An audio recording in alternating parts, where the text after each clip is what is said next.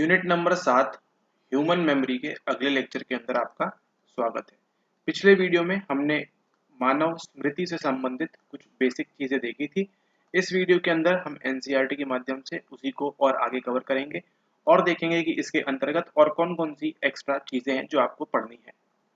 ठीक है, लेक्चर को आगे स्टार्ट करें उससे पहले आपको कुछ चीज बताना जरूरी है। वो क्या है?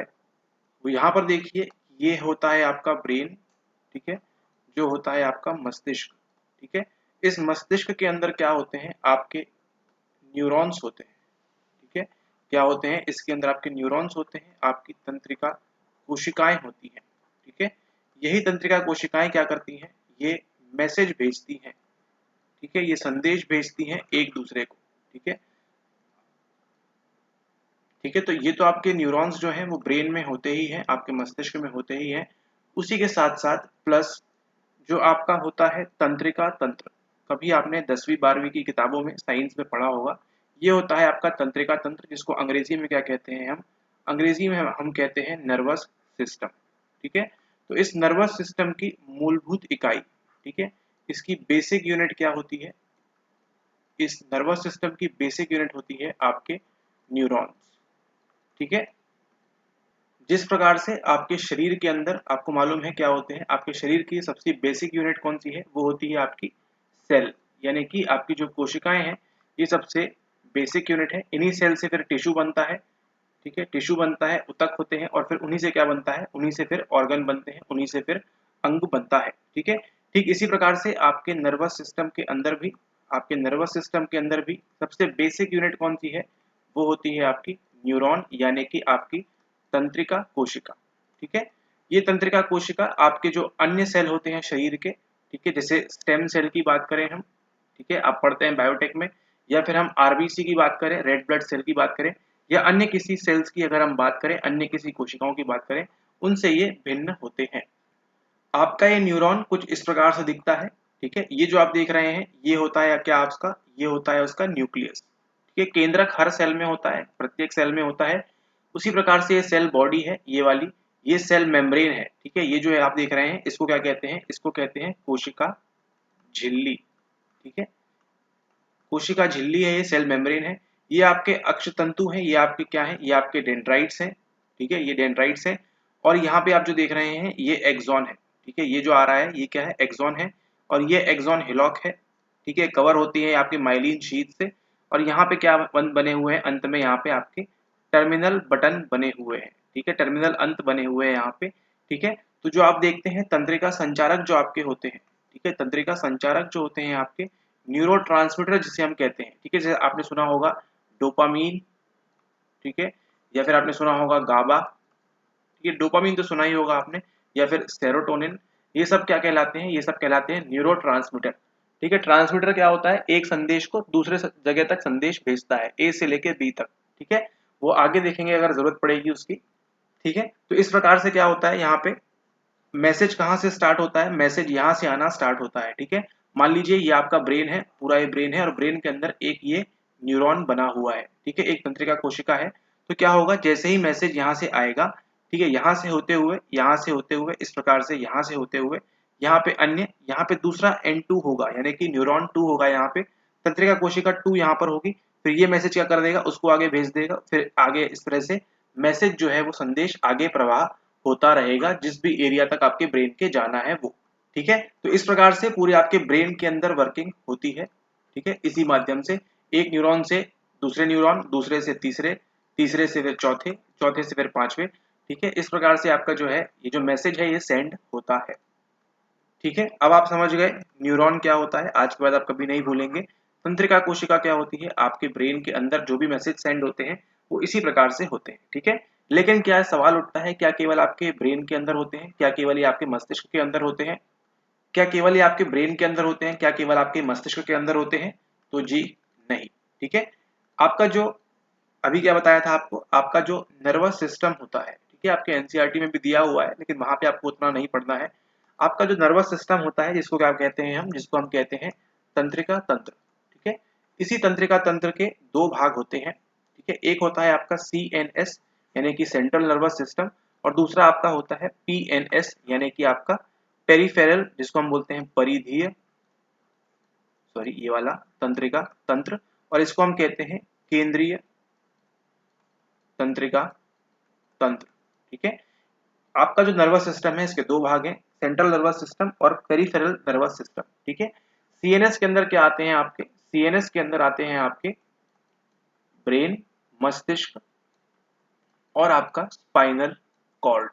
ठीक है, इसको ध्यान रखेंगे। स्पाइनल कॉर्ड और ब्रेन किसके अंदर आते हैं, आपके केंद्रीय तंत्रिका तंत्र के अंदर आते हैं। और पीएनएस के अंदर क्या आएगा, बाकी जो सब है वो किसके अंदर आएगा, वो आपके पीएनएस के अंदर आएगा।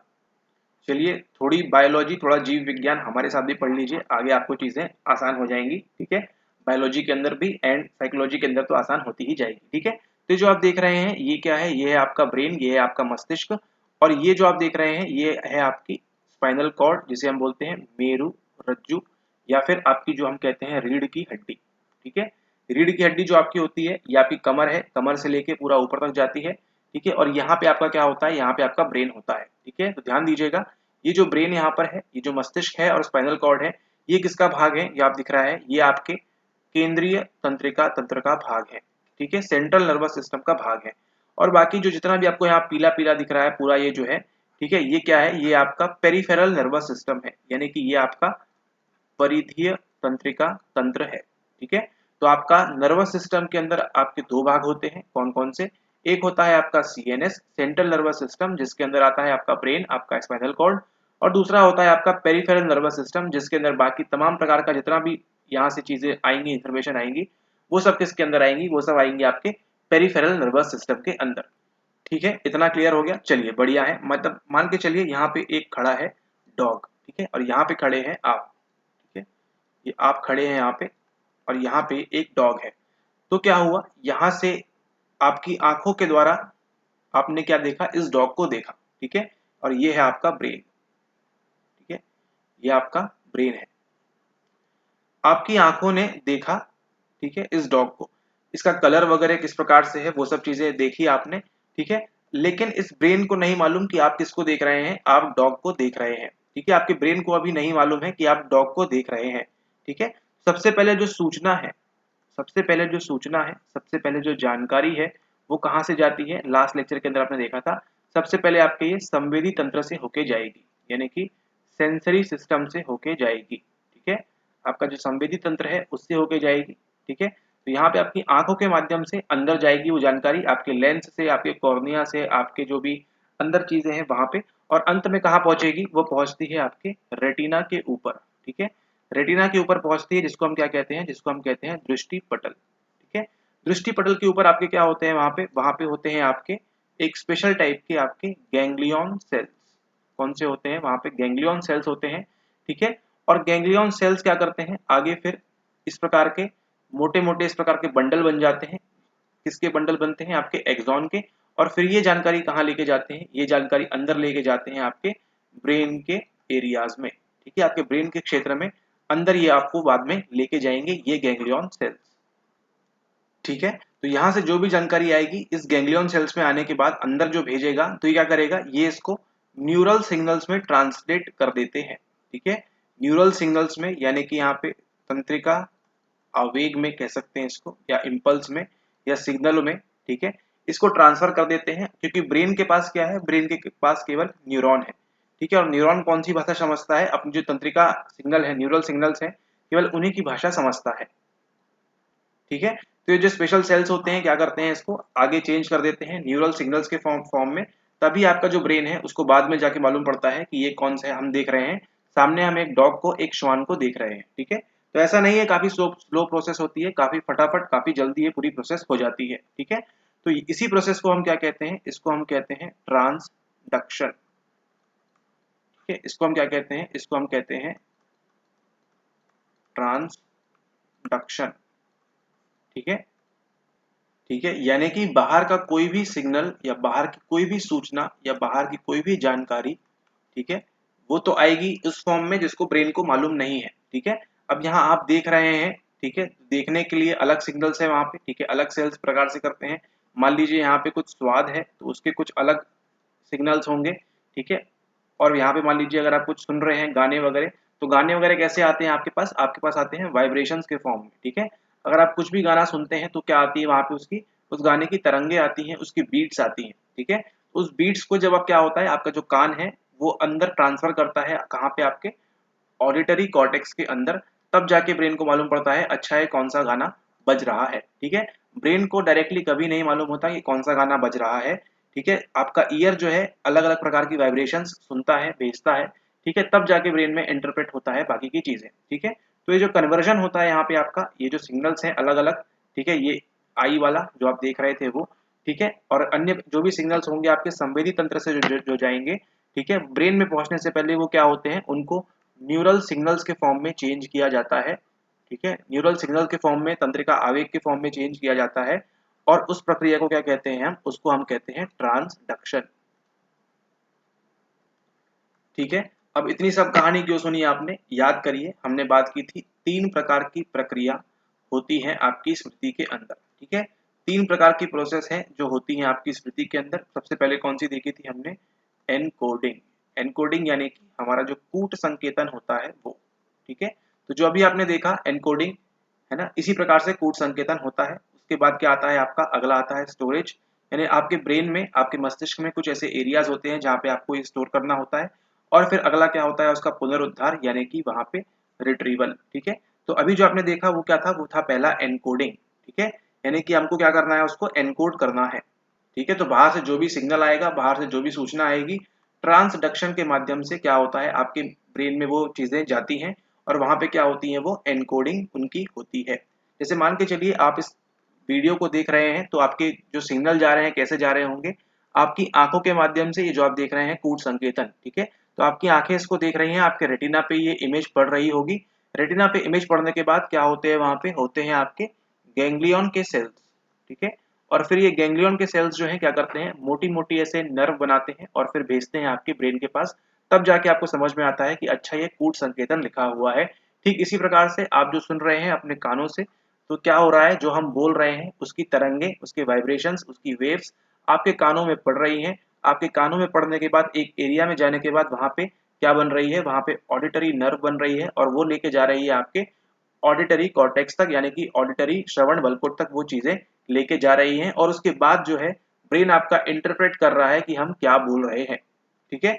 चिंता मत करिए, इतनी डिफिकल्ट प्रोसेस आपको सुनने में लग रही है, लेकिन ये जो ब्रेन है इसको चंद सेकेंडों में इसको फटाफट कर लेता है, ठीक है। तभी हमारे जो ब्रेन में है, इतने बड़े ब्रेन में अरबों खरबों न्यूरॉन्स उपलब्ध हैं, जो क्या करते हैं, चीजों को फटाफट कर देते हैं।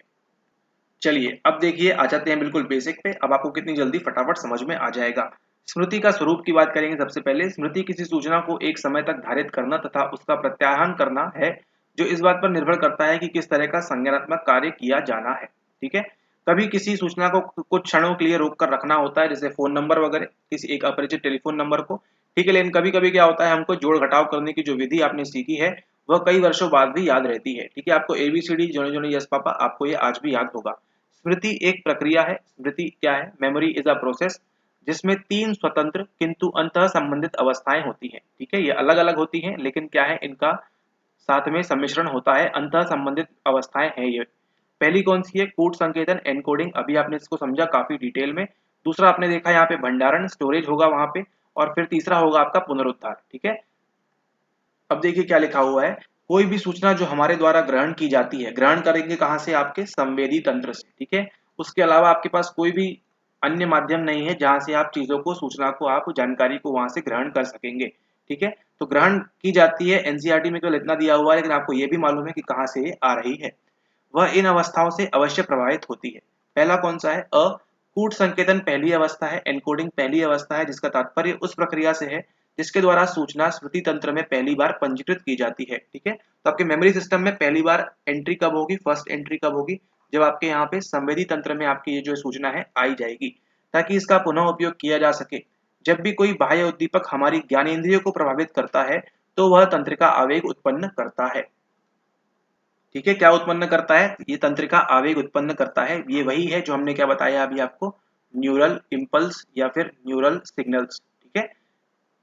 और इन्हें हमारे मस्तिष्क के विभिन्न क्षेत्रों में पुनः प्रक्रमण के लिए ग्रहण किया जाता है, ठीक है। जो भी आपको बताया डिटेल में, ब्रेन क्या करता है, इसको फिर से प्रोसेस करता है। उसके बाद देखिए कूट संकेतन में आने वाली सूचना को ग्रहण किया जाता है तथा उससे कोई अर्थ व्युत्पन्न किया जाता है, मतलब उसका अर्थ मीनिंग निकाला जाता है। उसे इस प्रकार से प्रस्तुत किया जाता है कि उसका पुनः प्रक्रमण किया जा सके, फिर से उसको प्रोसेस कर सकेंगे। अगला देखिए चरण क्या आ गया, भंडारण। अब कोई चीज आपके ब्रेन के पास आ गई है तो क्या करेगा, ब्रेन उसको निकालेगा नहीं, क्या करेगा, उसको स्टोर करेगा, स्टोरेज रखेगा। भंडारण स्मृति की द्वितीय अवस्था है। मेमोरी की सेकंड स्टेज कौन सी है यहाँ पे आपकी, भंडारण। सूचना जिसका कूट संकेतन किया गया है, जिसकी एनकोडिंग हो चुकी है, उसका भंडारण भी आवश्यक है, जिससे उस सूचना का बाद में उपयोग किया जा सके। ठीक है, अतः भंडारण उस प्रक्रिया को कहते हैं जिसके द्वारा सूचना कुछ समय सीमा तक धारण की जाती है। अभी देखिए 5 मिनट पहले क्या देखा था आपने, आपने न्यूरॉन देखा था। न्यूरॉन की क्या की, सबसे पहले हमने आपके दिमाग में एनकोडिंग की। ठीक है, तो अभी आपको जो है न्यूरॉन की उस कोशिका की हल्की फुल्की जो है उसकी इमेज याद होगी आपको। ठीक है, हल्की फुल्की इमेज याद होगी, लेकिन इसको जब आप बार बार देखेंगे इसको, तो ये आपके दिमाग में अच्छे से स्टोर हो जाएगी। ठीक है, तो एनकोडिंग की सबसे पहले हमने, उसके बाद क्या हुआ, वहां पे उसका स्टोरेज हुआ। स्टोरेज डिपेंड करता है ये कितने समय के लिए है, 2 सेकंड के लिए है, 5 सेकंड के लिए है, 10 सेकंड के लिए है, 30 सेकंड के लिए है, या फिर ये लॉन्ग टर्म के लिए है ना, लंबे समय के लिए है। और उसके बाद क्या होगा, वहां पे उसका रिट्रीवल की बात होगी, जो अभी हम आगे पढ़ने वाले हैं। यहाँ पे देखिए पुनरुद्धार, ये है आपका रिट्रीवल, स्मृति की तीसरी अवस्था है। सूचना का उपयोग तभी किया जा सकता है जब कोई व्यक्ति अपनी स्मृति से उसे वापस प्राप्त करने में समर्थ हो।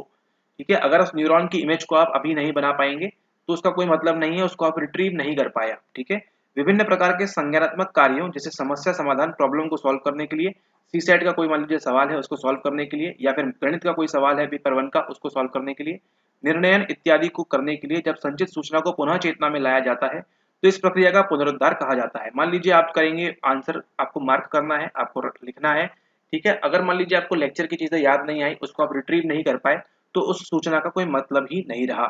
यह एक रोचक तथ्य है कि स्मृति की विफलता इनमें से किसी भी अवस्था में हो सकती है। तो आप ये नहीं कह सकते कि स्मृति की विफलता जो है, ठीक है, जो हम फेलियर हो रहा है, ठीक है, मेमोरी का फेलियर हो रहा है, वो पुनरुद्धार में हो सकता है, उसका आपने प्रॉपर स्टोरेज नहीं किया या फिर उसकी आपने प्रॉपर एनकोडिंग नहीं की।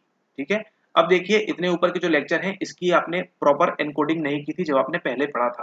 ठीक है, लेकिन अभी इस लेक्चर के बाद आपको प्रॉपर जब पढ़ते आएंगे तो आपको मालूम है हाँ न्यूरॉन कहाँ से होता है, कैसे होता है, क्या होगा। अब क्या हो गई, आपकी जो एनकोडिंग है काफी अच्छी हो गई है। ठीक है, ओके, तो ध्यान दीजिएगा स्मृति की विफलता इनमें से किसी भी अवस्था में हो सकती है, इस बात को आप बड़े ही अच्छे से ध्यान रखेंगे। आप किसी सूचना का पुनः स्मरण इसलिए नहीं कर पाते क्योंकि आपने उसे ठीक ढंग से क्या नहीं किया, कूट संकेतन नहीं किया। क्या नहीं किया आपने, कूट संकेतन नहीं किया, या आपका भंडारण कमजोर था, अतः आवश्यकता पड़ने पर उसका पुनरुद्धार नहीं किया जा सका।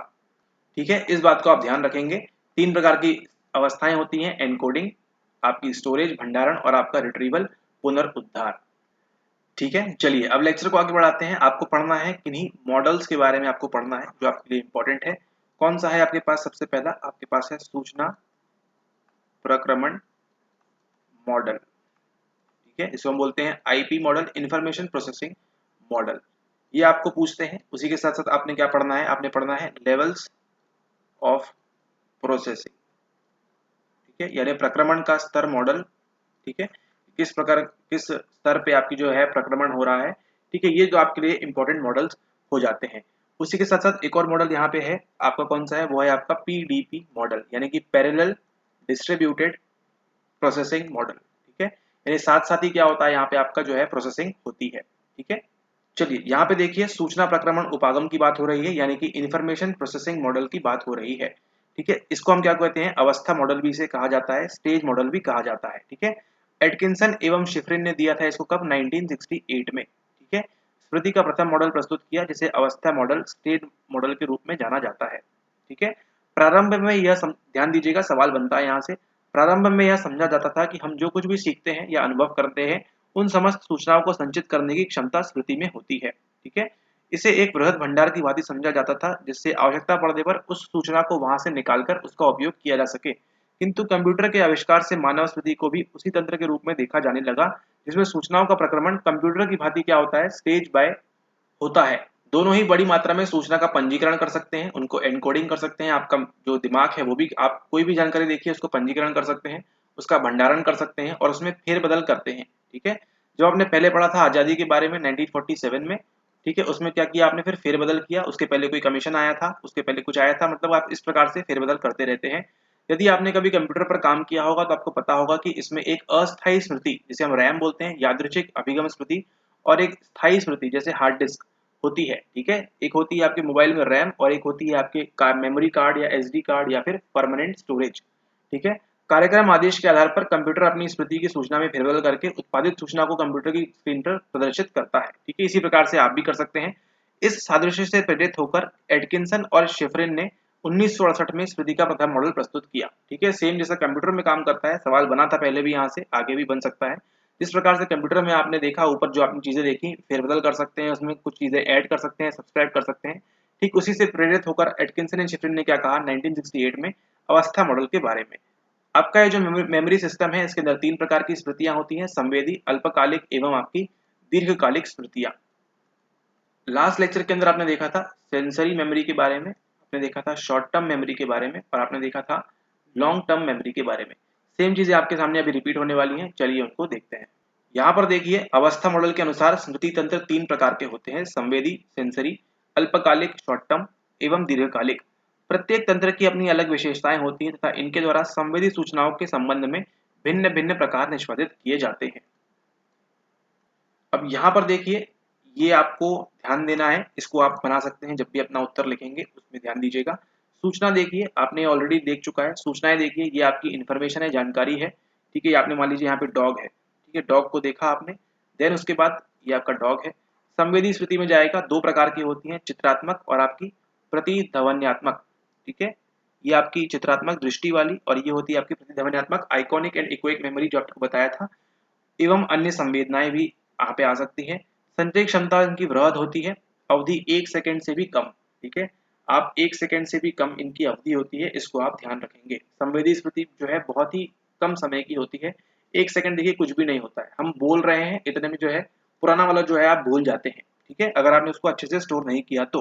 ठीक है, जैसे हमने न्यूरॉन बोला था, न्यूरॉन, तो न्यूरॉन क्या है अभी आपके स्टोर होगा आपके अल्पकालिक में, क्योंकि क्या दिया था आपने न्यूरॉन के ऊपर अवधान दिया हुआ था। ठीक है, लेकिन 1968 का आपने शायद उतना ध्यान नहीं दिया हो जो अभी आपको ऊपर बताया गया, लेकिन न्यूरॉन, सीएनएस, पीएनएस उस पर आपका फोकस था। ठीक है, तो अवधान दिया आपने उस सूचना के ऊपर, तो क्या हुआ फिर वो गई आपके अल्पकालिक स्मृति के अंदर, जिसकी संचय क्षमता कितनी है, कम अवधि की है, 30 सेकंड से भी कम। यहाँ पे देख रहे हैं आप 1 सेकंड, हार्डली 2 सेकंड, अलग अलग केस में निर्भर करता है। यहाँ पे जो है आपकी 30 सेकंड से भी कम है। ठीक है, और मानिए उसके बाद अगर आप करते हैं विस्तार परक पूर्वाभ्यास उसका, ठीक है, मान लीजिए उसी न्यूरॉन को आपने और डिटेल में पढ़ा है ना, कोशिकाएं वगैरह आपने देखी, तो धीरे धीरे कहाँ पे जाएगा, ये जाएगा आपकी दीर्घकालिक स्मृति के अंदर। इसको हम क्या कहते हैं, इसको हम कहते हैं लॉन्ग टर्म मेमोरी। स्थायी होती है ये, संचय क्षमता असीमित है, अवधि इसकी जीवन पर्यंत होती है। ठीक है, अब जो न्यूरॉन है इसको आप जीवन भर तक नहीं भूलेंगे कि किस प्रकार से दिखता है, क्योंकि ये कहाँ चला गया है, ये चला गया है आपकी दीर्घकालिक स्मृति के अंतर्गत। यहाँ देखिए उसी को डिटेल में दिया हुआ है संवेदी स्मृति के बारे में। कोई भी नई सूचना पहले संवेदी स्मृति में आती है, ऑलरेडी मालूम है आपको सेंसरी मेमोरी में आएगी। संवेदी स्मृति की संचयी क्षमता तो बहुत होती है ना, कितनी सारी चीजें आप देखते हैं दिन भर में, सुनते हैं, किंतु इसकी अवधि बहुत कम होती है, 1 सेकंड से भी कम। कितने सारे आप गाने सुनते हैं, कितनी सारी आप बातें करते हैं, कितनी सारी चीजें आप पढ़ते हैं, देखते हैं, करंट अफेयर, ये सब सब चीजें करते हैं, लेकिन क्या होता है आपकी हर चीज आपके स्टोर नहीं होती है। यह एक ऐसा स्मृति तंत्र है जो प्रत्येक संवेदना को परिशुद्धता से ग्रहण करता है। अक्सर इस तंत्र को संवेदी स्मृति या संवेदी पंजिका कहते हैं, क्योंकि समस्त संवेदनाएं जो हैं, ठीक है, जो भी स्टिमुलस आ रहा है यहाँ उद्दीपक की प्रतिकृति के रूप में ही संग्रहित की जाती है। यदि आपने कभी दृश्य उत्तर बिंब बल्ब बुझने के बाद भी जो छाया रह जाती है का अनुभव किया हो, या आवाज के बंद हो जाने के बाद भी उसकी प्रतिध्वनि सुनी हो, इसका तात्पर्य है कि आप चित्रात्मक एवं प्रतिध्वन्यात्मक संवेदी पंजिका से परिचित हैं। ठीक है, बात हो रही है यहाँ पे आपकी आइकॉनिक मेमोरी की, और बात हो रही है यहाँ पे आपकी इकोइक मेमोरी की। ठीक है, अब प्रतिध्वन्यात्मक और आपका चित्रात्मक से अच्छा है, अब इसको थोड़ा सा याद रखें। आइकॉनिक मतलब आपकी चित्रात्मक स्मृति की बात हो रही है, और इकोइक मतलब आपकी जो प्रतिध्वन्यात्मक है, प्रतिध्वन्यात्मक स्मृति है, उसकी बात हो रही है। उदाहरण आपने ऑलरेडी देख लिया है, चित्रात्मक में क्या होता है कि बल्ब बुझने के बाद आप जो उसकी इमेज बनी रहती है वो आपकी चित्रात्मक स्मृति, और यहाँ पे इकोइक में बोल रहे हैं, प्रतिध्वन्यात्मक में आपके बोल रहे हैं यहाँ पे कि जो आप सुनते हैं एकदम से किसी ने अचानक क्या बोला, आप जब सुन रहे हैं किसी और की बातें, एकदम से कोई ऐसी बात बोल देता है, फिर आप बोलते हैं हाँ क्या क्या बोला आपने, उस प्रकार की जो आती है वो कहाँ स्टोर होती है, आपकी इकोइक मेमोरी के अंदर। समय जो इसका बहुत कम होता है, आपको ऑलरेडी मालूम है 1 सेकेंड 2 सेकेंड हार्डली जो है ये आपकी मेमोरी में स्टोर होता है। ठीक है, तो ये देखा सबसे पहले आपने किसके बारे में, आपने देखा सेंसरी मेमोरी के बारे में, यानी कि संवेदी स्मृति जो होती है काफी कम समय इनका होता है। ठीक है, 1 सेकेंड 2 सेकेंड। अधिकतर किसकी बात होती है यहाँ पे, आइकॉनिक मेमोरी की और आपकी इकोइक मेमोरी की। ठीक है, जिसको आइकॉनिक होता है, मान लीजिए आप रास्ते से जा रहे हैं और एकदम से यहाँ पे एक नग्न महिला खड़ी है, ठीक है, या पुरुष खड़ा है, ठीक है, पुरुष महिला कोई भी हो सकता है, एकदम से खड़ा है, तो आप क्या करते हैं, साइकिल से आप जा रहे हैं आगे आगे आगे, एकदम से आप पीछे मुड़ के देखते हैं, अरे क्या देखा हमने। अचानक से कोई एकदम नग्न आपके सामने आ जाए तो क्या करते हैं, आप उसको पलट के देखते हैं एकदम से क्या देख लिया। या किसी ने अपने लाल बाल कीले, कोई अलग रंग के बाल किए हुए हैं, तो भी उनको क्या करते हैं, आप एकदम से पलट के देखते हैं, क्योंकि आपने देखा तो था उसको, लेकिन आपने तुरंत उसको अटेंशन नहीं दिया, फिर भी क्या करते हैं, उसको पलट के यहाँ पे देखते हैं। ठीक इसी प्रकार से कोई बात करते करते किसी ने कुछ बोल दिया एकदम से, तो आप पूछते हैं अरे क्या क्या कहा आपने।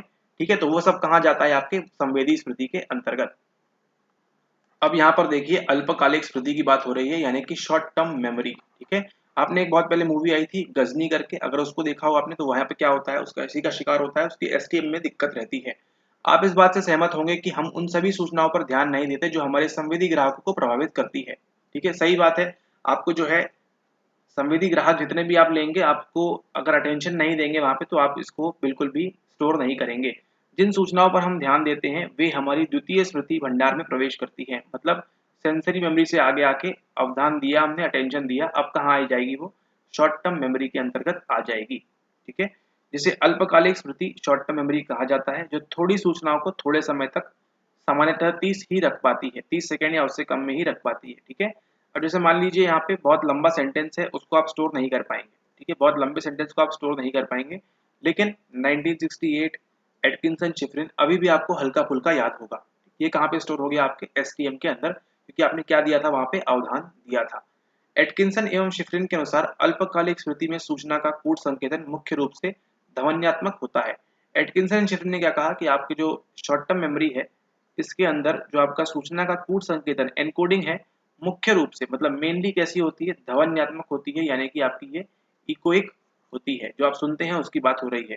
यदि इसका निरंतर, जैसे आपने कभी किसी का फोन नंबर याद किया हो तो कैसे बोलते हैं आप, 98269919, है ना, 7242, इस प्रकार से आप उसको बार बार रिपीट करते हैं, अभ्यास ना किया जाए तो 30 सेकंड से कम समय में ही अल्पकालिक स्मृति से बाहर चली जाती है। तो फिर आप फिर से उसका नंबर पूछने जाते हैं, नंबर आप भूल जाते हैं। ध्यान दीजिए कि अल्पकालिक स्मृति कमजोर तो होती है, लेकिन संवेदी पंजिका की भांति नहीं, है ना, संवेदी की भांति आप क्या, इससे थोड़ी सी स्ट्रांग होती है, लेकिन उतनी भी नहीं, जहाँ 1 सेकंड से भी कम समय में सूचना का क्षय हो जाता है। तो संवेदी से अच्छी कौन सी होती है, अल्पकालिक, है ना। और अल्पकालिक जो होती है, कितनी इसकी स्टोरेज है, 30 सेकंड, मुश्किल से मुश्किल 30 सेकंड, लेकिन यहाँ पे इसको आपको बार बार रिपीट करते रहना होगा। उसके बाद आती है आपकी दीर्घकालिक स्मृति, यानी कि आपकी लॉन्ग टर्म मेमोरी की बात यहाँ पे होगी। अगला देखिए, ऐसी सामग्री जो अल्पकालिक स्मृति की क्षमता एवं धारण अवधि की सीमाओं को पार कर जाती है, वह दीर्घकालिक स्मृति में प्रवेश करती है, जिसकी क्षमता व्यापक है। याद करिए उसी न्यूरॉन को, सीएनएस पीएनएस, है ना, बार बार क्या कर रहे हैं, उसको हम रिपीट कर रहे हैं, तो आपको ये लॉन्ग टर्म में चला जा रहा है। यह स्मृति का ऐसा स्थायी भंडार है जहाँ सूचनाएं चाहे कितनी भी नई क्यों ना हो, जैसे आपने कल क्या नाश्ता किया था से लेकर इतनी पुरानी जैसे आपने अपना छठा जन्मदिन कैसे मनाया था, सब इसके अंदर स्टोर होता है। चाहे आपने आज न्यूरॉन सीखा या हर 10th क्लास में कितने मार्क्स आए थे या आपका रोल नंबर क्या था, ये भी आपको याद होगा। क्यों, कोई सूचना एक बार दीर्घकालिक स्मृति के भंडार में चली जाती है तो उसे हम कभी नहीं भूलते, है ना, 99% हम उसको नहीं भूलते हैं, क्योंकि वह शब्दार्थ कूट संकेतन, है ना, सिमेंटिक एनकोडिंग हो जाती है उनकी, अर्थात किसी सूचना का क्या अर्थ है द्वारा संग्रहित की जाती है। इसको क्या बोलते हैं हम, शब्दार्थ कूट संकेतन, सिमेंटिक एनकोडिंग उसकी होती है। ठीक है, कूट संकेतन तो होता है, लेकिन कैसा होता है, सिमेंटिक होता है। अभी उस न्यूरॉन को देखिए, आपने क्या किया, उसका शब्दार्थ जाना आपने, है ना, न्यूरॉन को आपने देखा कि किस प्रकार से दिखता है, क्या क्या उसके अंदर होता है, किस प्रकार से मैसेज जाता है। आपने सीएनएस को भी देखा, आपने पीएनएस को भी देखा, केंद्रीय तंत्रिका तंत्र को देखा, पेरिफेरल तंत्रिका तंत्र को देखा आपने, है ना। तो अब क्या होगा, ये कहाँ जा रहा है, आपके एलटीएम में, क्योंकि आपने क्या निकाला, उसका पीछे का मीनिंग निकाला, उसके पीछे का आपने कारण निकाला, ठीक है, शब्दार्थ निकाला, उसके बाद उसका एनकोडिंग की। तो इसको आप कभी नहीं भूलेंगे, अगर भूलते हैं तो बताइएगा। ठीक है, आप जिस सूचना को भूलते हैं वह पुनरुद्धार की विफलता के कारण होती है। ठीक है, अगर मान लीजिए आप किसी की चीज को रिट्रीव नहीं कर पा रहे, आपको एकदम से याद नहीं आएगा, इस कारण से आपको विफलता मिलेगी। पुनरुद्धार की विफलता कई कारणों से हो सकती है, जिसकी चर्चा हम आगे के अध्याय में करेंगे। ठीक है, तो यहाँ पे समझा आपने किसके बारे में, यहाँ पे समझा आपने एटकिंसन एंड शिफ्रिन का मॉडल 1968 8 में। लेकिन अभी तक हमने अवस्था मॉडल के संरचनात्मक स्वरूप स्ट्रक्चर्स की ही चर्चा की है। जिन प्रश्नों के उत्तर अभी शेष हैं वे हैं सूचना एक भंडार से दूसरे भंडार तक कैसे पहुंचती है ना, एक भंडार से दूसरे भंडार इंफॉर्मेशन जाती कैसे है, उसकी अभी हम बात करेंगे। यहाँ पर देखिए अभी आपको सामने दी हुई है कार्यकारी स्मृति यानी कि आपकी वर्किंग मेमोरी। किसके अंतर्गत काउंट किया जाता है वर्किंग मेमोरी, आपको मालूम है किसके अंदर आएगी, ये आती है आपके एसटीएम के अंदर ही। ठीक है, एसटीएम वर्किंग मेमोरी साथ साथ काम करती है। हाल के वर्षों में मनोवैज्ञानिकों ने सुझाया है कि अल्पकालिक स्मृति एक एक नहीं होती बल्कि इसमें बहुत से घटक कंपोनेंट हो सकते हैं। ठीक है, मतलब एसटीएम तो है ही, उसके साथ साथ कुछ और भी है जिसे हम कहते हैं वर्किंग मेमोरी यानी कि कार्यकारी स्मृति। सबसे पहले बेडली ने 1986 में प्रस्तावित किया था, 86-84 ये चेंज होता रहता है, ठीक है, उसका ध्यान मत दीजिएगा इतना। उन्होंने सुझाया कि अल्पकालिक स्मृति जो है निष्क्रिय भंडार नहीं है। क्या बोल रहे हैं, अल्पकालिक स्मृति जो है निष्क्रिय भंडार नहीं है बल्कि एक कार्य मेज है जिस पर स्मृति की बहुत प्रकार की सामग्री रखी रहती है। शॉर्ट टर्म मेमोरी क्या है, निष्क्रिय नहीं है, एक्टिव रहती है। जब जब लोग विभिन्न संज्ञानात्मक कार्य करते हैं तब तक इस सामग्री का लगातार उपयोग किया जाता है, इसको नियंत्रित और परिवर्तित किया जाता है। आपके एसटीएम में कुछ इन्फॉर्मेशन है उसको आप चेंज कर सकते हैं, अल्टर कर सकते हैं। इस कार्य में इसको कार्यकारी स्मृति कहा जाता है। ठीक है, अंदर एक डेस्क रखी हुई है, इसमें कई सारी फाइलें हैं। ठीक है, तो आपके जो काम की है उसको आप उठाएंगे, उसमें चेंजेस करेंगे, इस प्रकार की बात यहाँ पे कर रहे हैं। इस कार्यकारी स्मृति का पहला घटक स्वरमिक घेरा है। ठीक है, जिसमें क्या होता है, ध्वनियों की सीमित संख्या होती है और अगर उनको दोहराया ना जाए तो वे 2 सेकंड के भीतर क्षय हो जाती है। स्वरमिक घेरा की बात है। इस स्मृति का दूसरा घटक क्या है, दृष्टि स्थानिक स्केचपैड है, विजुओ स्पेशियल स्केचपैड की बात हो रही है जिसमें चाक्षुष और स्थानिक सूचनाएं संचित होती हैं। इस स्केचपैड की क्षमता स्वरमिक घेरे की तरह सीमित होती है, वही फिर आपको जो बताया है ना, 2 सेकंड 3 सेकंड।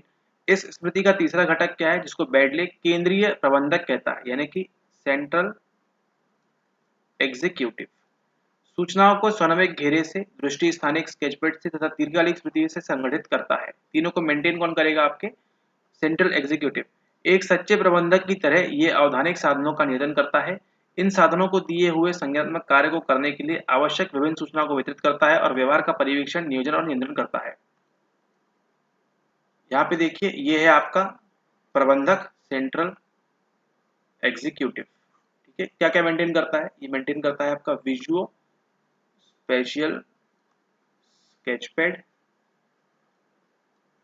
फिर आपका एलटीएम, और यहाँ पे तीसरा आपका एपिसोडिक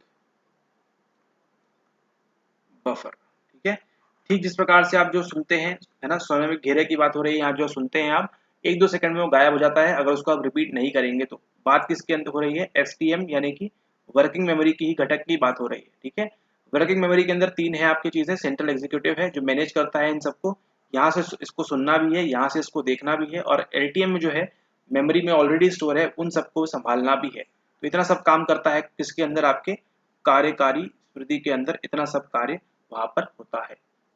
चलिए अगला जो हम बात करेंगे सेकेंड मॉडल की, यहाँ पे वो है हमारा LOP मॉडल यानी कि लेवल्स ऑफ प्रोसेसिंग मॉडल।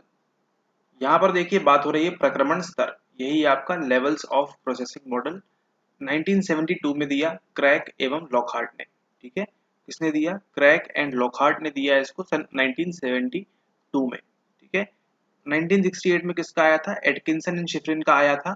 कौन सा मॉडल, एटकिंसन एंड शिफ्रिन का आया था आपका 3 स्टेज मॉडल या फिर इंफॉर्मेशन प्रोसेसिंग मॉडल, सूचना प्रक्रमण स्तर। और यहाँ पे क्या दिया है आपको, प्रक्रमण स्तर। ठीक है, जिसे हम बोलते हैं लेवल्स ऑफ प्रोसेसिंग। यहाँ पे क्या कह रहे हैं, इन्होंने क्या कहा, उन्होंने क्या बताया कि पहले यहाँ आएगी, फिर यहाँ आएगी, फिर यहाँ आएगी, इस प्रकार से बताया। ये क्या कहते हैं, इस दृष्टिकोण के अनुसार किसी भी नई सूचना का प्रक्रमण इस बात से संबंधित है कि उसका किस प्रकार से प्रत्यक्षण एवं विश्लेषण किया जा रहा है तथा उसे किस प्रकार से समझा जा रहा है। प्रक्रमण का स्तर जिस प्रकार से प्रोसेसिंग होगी यह सुनिश्चित करता है कि किस सीमा तक सूचना धारित की जाएगी। यद्यपि तब से इस दृष्टिकोण में कई संशोधन किए जा चुके हैं, आइए इस दृष्टिकोण की विस्तार से जांच करते हैं। ठीक है, यहाँ पे क्रैक एंड लॉकहार्ट ने क्या बोला कि आप जो है किस चीज को कितना डीप पढ़ते हैं, डीप लेवल की प्रोसेसिंग होनी चाहिए। किस लेवल की होनी चाहिए, डीप लेवल की प्रोसेसिंग होनी चाहिए। क्रैक एवं लॉकहार्ट ने बताया कि सूचना का कई स्तरों पर विश्लेषण संभव है, एनालिसिस कर सकते हैं। कोई भी इसके भौतिक या संरचनात्मक गुणों के आधार पर विश्लेषण कर सकता है। जैसे बिल्ली शब्द के लिए कोई भी ज्यादा ध्यान दे सकता है कि वह बड़े अक्षरों में लिखा गया है या छोटे अक्षरों में, या उसकी स्याही का रंग कैसा है। ठीक है, देन यह प्रथम एवं सबसे निम्न स्तर का प्रक्रमण है। ठीक है, कि मतलब डीप लेवल कौन से रंग में लिखा हुआ है, गुलाबी में लिखा हुआ है ना, स्मॉल लेटर्स है कि बड़े लेटर्स है। ठीक है, ये जो है पहले स्तर का है, सबसे निम्न है। फिर उसके ऊपर आता है मध्य स्तर पर कोई इस शब्द के उच्चारण की ध्वनि पर ध्यान दे सकता है कि बिल्ली को बिल्ली बोला गया, बिल्ली बोला गया। ठीक है, अर्थात इसकी संरचनात्मक विशेषताओं के आधार पर इसका अर्थ निकाला सकता है कि बिल्ली शब्द में दो पूर्ण अक्षर तथा एक आधा अक्षर है। ठीक है, ये दो पूर्ण है और एक आधा है, ऐसी बात कर रहे हैं। ये आपका सेकंड स्टेज का हो गया। इन दो स्तरों पर सूचना का विश्लेषण किए जाने पर स्मृति कमजोर रहती है। ठीक है, तो फर्स्ट स्टेज कि किस प्रकार से लिखा हुआ है ना, कौन से अक्षर में लिखा हुआ है, स्याही का रंग कौन सा है, या फिर उसके अगर हम स्ट्रक्चर के ऊपर ध्यान दें तो भी हमको क्या लगेगा, वो स्मृति कमजोर बनेगी और शीघ्र ही क्या हो जाएगा, उसका क्षय हो जाएगा। सूचना का प्रक्रमण एक तीसरे और गहन स्तर पर भी किया जा सकता है।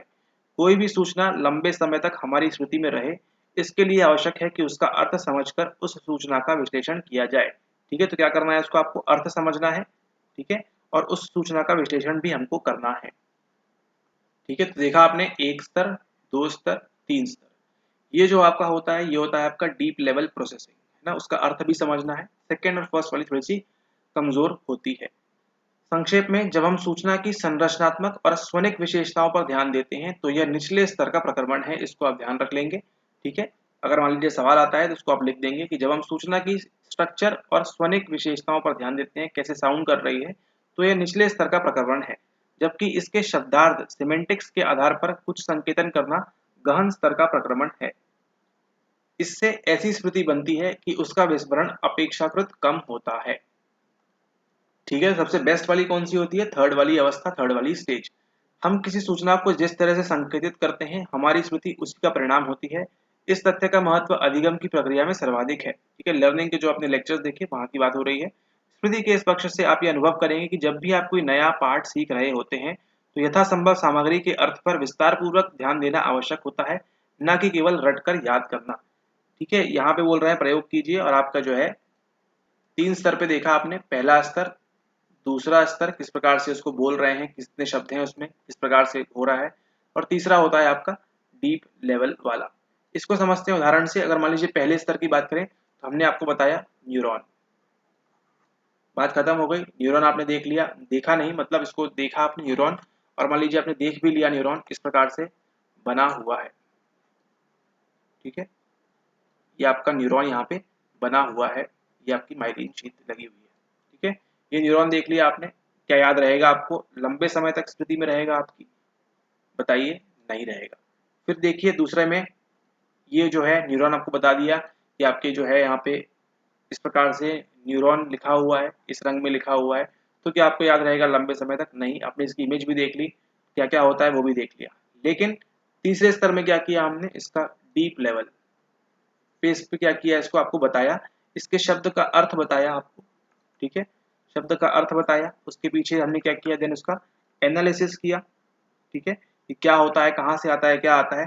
तो अब जो है आप न्यूरॉन को, तंत्रिका कोशिका को आप कभी नहीं भूलेंगे, बताइए क्या इसको भूलेंगे, नहीं, इसको आप कभी नहीं भूलेंगे। क्या बताया आपको न्यूरॉन के बारे में, न्यूरॉन जो है आपकी मूलभूत इकाई होती है, बेसिक यूनिट है आपकी। ठीक है, किसकी यूनिट है बेसिक, ये भी याद है आपको, आपके तंत्रिका तंत्र की, आपके नर्वस सिस्टम की। चलिए, अब तंत्रिका तंत्र क्या होता है वो भी आपको मालूम है, दो प्रकार का होता है, एक होता है केंद्रीय तंत्रिका तंत्र, दूसरा होता है आपका पेरिफेरल तंत्रिका तंत्र, परिधि वाला। ठीक है, ये भी आपको मालूम है इतने डीप लेवल की, आप इसके अंदर क्या क्या होता है, आपका ब्रेन होता है, और इसके अंदर आपका स्पाइनल कॉर्ड होता है, और बाकी जो बच गया किसके अंदर आएगा, वो आपके पीएनएस के अंदर आएगा। ठीक है, तो आपके जो न्यूरॉन है वो यहाँ भी सिग्नल, मतलब न्यूरॉन उपस्थित होते हैं, यहाँ भी उपस्थित होते हैं, यहाँ भी उपस्थित होते हैं, यहाँ भी होते हैं, यहाँ तो होते ही हैं, पूरे तंत्रिका तंत्र का बेसिक स्ट्रक्चर है ये। ठीक है, न्यूरॉन, फिर न्यूरॉन का आपने डायग्राम भी देख लिया। ठीक है, तो इतने जब आपने डीप लेवल पे स्टडी की तो ये आपको जो पूरा है, आपको ये क्लियर याद हो गया, न्यूरॉन क्या होता है, कैसे होता है, और ये सिग्नल कैसे भेजता है। ठीक है, आपको ये भी मालूम है, न्यूरॉन जो होता है ब्रेन के अंदर होता है, बाहर से कोई मैसेज आएगा, ये आपका न्यूरॉन है N1, फिर ये सिग्नल भेजेगा N2 को, N2 भेजेगा N3 को, मान लीजिए उसको N11 पे आना है। ठीक है, तो ऐसे 4 को भेजेगा, 5 को भेजेगा, ऐसे आते आते आते यहाँ पे सिग्नल पहुंच जाएगा, और फिर ब्रेन यहाँ पे बोलेगा कि अच्छा जो हम सामने देख रहे हैं ये आइसक्रीम है या डॉग है, जो भी इसको इंटरप्रेट करना है वहां पे उसको सूचना वहां पर मिल जाएगी। ठीक है, तो ये कौन से स्तर का था, ये था आपके थर्ड स्तर का। ठीक है, थर्ड लेवल का आपका ये था प्रोसेसिंग थी। ठीक है, तो आपको बताया किसने, क्रैक एंड लॉकहार्ट ने आपको बताया कि जितने डीप लेवल पे आप स्टडी करेंगे, जितने डीप लेवल पे आप सूचना का प्रक्रमण करेंगे, उस सूचना की जानकारी की प्रोसेसिंग करेंगे 1972 में, उतना आपको आपकी स्मृति जो है इफेक्टिव बनेगी, उतनी आपकी जो स्मृति है वो आपकी मजबूत बनेगी, बजाय इसके कि आप फर्स्ट एंड सेकेंड लेवल पे आप अटके रहे। ठीक है, एंड आपको समझ में आ ही रहा होगा कि जो भी आप यहाँ पे पढ़ेंगे वो कौन से लेवल का होगा, आपके वो आपके थर्ड लेवल की यहाँ पे प्रोसेसिंग कराई जाएगी इन लेक्चर्स के माध्यम से। ठीक है, ओके, इस वीडियो के लिए इतना ही, इस लेक्चर के लिए इतना ही। काफी कुछ सीखा आपने, आपने पूरा न्यूरॉन देखा, पूरा बेसिक स्ट्रक्चर से आपने पूरा देखा, आपने किस प्रकार से सब चीजें होती हैं। उसी के साथ आपने देखा मेमोरी की स्टार्टिंग कहाँ से होती है, कौन कौन सी प्रोसेस है उसके अंदर। फिर नेक्स्ट आपने देखा वहाँ पे एटकिंसन एंड शिफरिन का मॉडल क्या बोलता है 3 स्टेज का। फिर आपने देखा यहाँ पे क्रैक एंड लॉकहार्ट के बारे में। ठीक है, ओके, अगले लेक्चर में मिलेंगे, स्टार्ट करेंगे हम आपकी लॉन्ग टर्म मेमोरी कितने प्रकार की होती है, क्या क्या टाइप्स होते हैं, वहां से आपको सवाल आता है। ठीक है, मिलते हैं आपसे अगले लेक्चर में। Thank you and have a nice day ahead, take care.